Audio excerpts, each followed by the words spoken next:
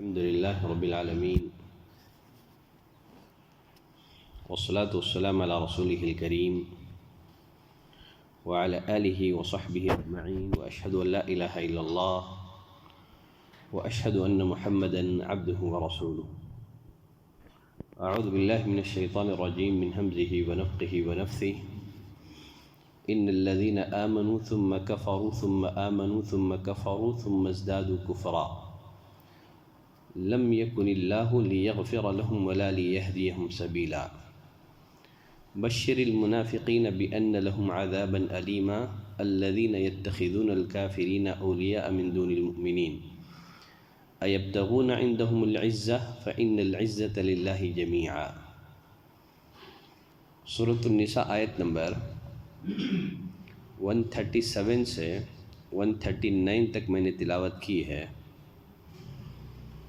ان آیتوں میں اللہ نے فرمایا ان الذین آمنوا ثم کفروا ثم آمنوا، بے شک وہ لوگ جو ایمان لائے پھر انہوں نے کفر کیا، پھر ایمان لائے پھر انہوں نے کفر کیا، ثم ازدادوا کفرا، پھر وہ کفر میں بڑھ گئے. لم یکن اللہ لیغفر لہم، اللہ تعالیٰ یقیناً انہیں نہیں بخشے گا. ولا لیہدیہم سبیلا، نہ انہیں کسی راستے کی ہدایت دے گا. اس آیت کریمہ میں جس گروہ کا ذکر ہے اس سے مراد کون ہے، اس بارے میں پہلا قول یہ ہے اس سے مراد یہود ہیں. یہ پہلے موسیٰ علیہ السلام پر ایمان لائے، پھر انہی کی زندگی میں گائے کی پرستش کی، کافر ہو گئے، پھر اپنے اس فعل پر تائب ہوئے. جب عیسیٰ علیہ السلام مبعوث ہوئے ان کی رسالت کا انکار کر کے کافر ہو گئے، اور آخر میں جب خاتم النبیین محمد صلی اللہ علیہ وسلم کو اللہ نے مبعوث کیا، آپ کی نبوت اور آپ کی رسالت کا انکار کر کے اپنا کفر بڑھاتے ہی رہے. ایک دوسرا قول یہ ہے اس آیت کریمہ میں جس گروہ کا ذکر کیا گیا ہے اس سے مراد منافقین ہیں، جو بظاہر مسلمان تو ہو گئے تھے، جب کوئی فائدہ دیکھتے تو وہ مومن ہو جاتے یا ایمان کی طرف آگے بڑھتے، اگر کوئی تکلیف پہنچتی تو کافر ہو جاتے تھے. آج بھی بہت سارے مسلمانوں کا یہی حال ہے. جیسے اللہ نے فرمایا وَمِنَ النَّاسِ مَن يَعْبُدُ اللَّهَ عَلَى حَرْفٍ، لوگوں میں بعض ایسے بھی ہیں جو اللہ کی عبادت ایک کنارے پر کرتے ہیں. اگر فائدہ دیکھتے ہیں تو دین پر عمل پیرا ہوتے ہیں، اگر تکلیف یا نقصان پہنچتی ہے تو پھر یہ کفر کی طرف چلے جاتے ہیں. فرمایا ان الذین آمنوا، بے شک وہ لوگ جو ایمان لائے، ثم کفروا، پھر کفر کیا، ثم آمنوا، پھر ایمان لائے، ثم کفروا، پھر کفر کیا، ثم ازدادوا کفرا، پھر کفر میں بڑھ گئے، یعنی کفر پر قائم رہے اور اسی پر انہیں موت آ گئی. کیونکہ کفر کا یہی وہ درجہ ہے جس کی بخشش نہیں ہوتی ہے.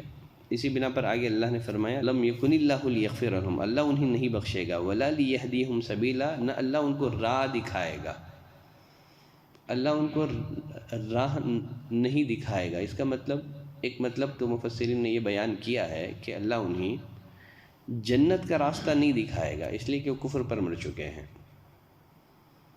اور دوسرا مطلب یہ بیان کیا گیا ہے بار بار کفر کی طرف لوٹنے کی وجہ سے قبول حق کی توفیق سلب کر لی گئی ہے، اور آئندہ توبہ کر کے انہیں ایمان لانا نصیب نہیں ہوتا ہے.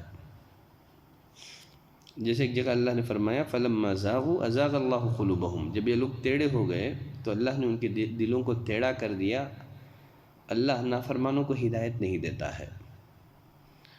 پھر اس کے بعد والے آیت میں فرمایا بشر المنافقین بان لهم عذابا الیما، آپ منافقین کو بشارت دے دیجئے، خوشخبری سنائیے، کس بات کی؟ بان لهم عذابا الیما، کہ ان کے لیے دردناک عذاب ہے۔ بشارت خوشی کی خبر کو کہتے ہیں، لیکن یہاں تنزن کہا گیا ہے کہ آپ منافقین کو خوشخبری سنائیے، تنزن بطور استہزاء کے، کہ ان کے لیے دردناک عذاب ہے۔ یہ بعض علماء نے کہا جس خبر کو سننے سے چہرے پر تغیر آ جائے، جس خبر کو سننے سے آدمی کے چہرے میں تبدیلی آ جائے، اس خبر کو بشارت کہتے ہیں، چاہے وہ خوشی کی خبر ہو یا غم کی خبر ہو۔ فرمایا آپ منافقین کو دردناک عذاب کی بشارت دے دیجئے۔ کیوں؟ الذین یتخذون الکافرین اولیاء من دون المؤمنین، جو مومنوں کو چھوڑ کر کافروں سے دوستی کرتے ہیں، جو کافروں کو اپنا رازدار بناتے ہیں، جو کافروں کے نقش قدم پر چلتے ہیں، آپ ایسے منافقین کو دردناک عذاب کی خوشخبری سنائیے۔ فرمایا ایبتغون عندہم العزہ، کیا یہ ان کے پاس عزت حاصل کرنا چاہتے ہیں؟ کیا وہ کافروں کے پاس معزز بننا چاہتے ہیں؟ طارق بن شہاب فرماتے ہیں عمر بن الخطاب رضی اللہ تعالیٰ عنہ ملک شام کی طرف روانہ ہوئے، سیریا کی طرف روانہ ہوئے، اور اس سفر میں ابو عبیدہ بن جراح بھی تھے۔ جب شام قریب آیا، سیریا قریب آیا، عمر بن الخطاب رضی اللہ تعالیٰ عنہ اپنی اونٹنی سے اتر گئے، جو موزے تھے، ساکس تھے، اسے اٹھا کر کے اپنے کندھے پر ڈال لیا اور اونٹنی کی نکیل پکڑ کر چلنے لگے۔ ابو عبیدہ بن جراح رضی اللہ تعالیٰ عنہ نے امیر المومنین عمر بن الخطاب رضی اللہ تعالیٰ عنہ کی کیفیت دیکھی، کہا کہ مجھے آپ کو اس حالت میں دیکھنا پسند نہیں ہے، اس لیے کہ ملک شام قریب ہے اور لوگ آپ کے استقبال میں ہیں، شام کی فوج آپ کے استقبال میں ہے، آپ مسلمانوں کے امیر ہیں اور آپ اس حال میں ہیں، ایسے لباس زیب تن کیے ہوئے ہیں، ایک تو اس میں پیوند ہے، اور اونٹ پر سوار ہونے کے بجائے اونٹ کی نکیل کو تھامے ہوئے آپ ملک شام میں داخل ہو رہے ہیں۔ یہ سننا تھا کہ عمر بن الخطاب رضی اللہ تعالیٰ عنہ نے فرمایا اے ابو عبیدہ تیری بات پر افسوس ہے، اگر یہ بات تیرے علاوہ کوئی اور شخص کہتا تو میں ضرور اسے سزا دیتا۔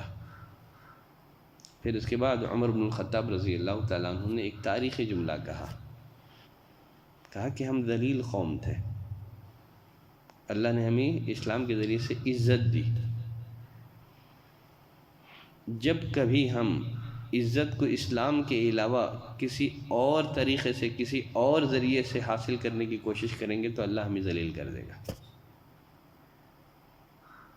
تو عزت ہمیں اسلام کے راستے سے ملے گی، ہمیں انہیں کیا خوش کرنا ہے۔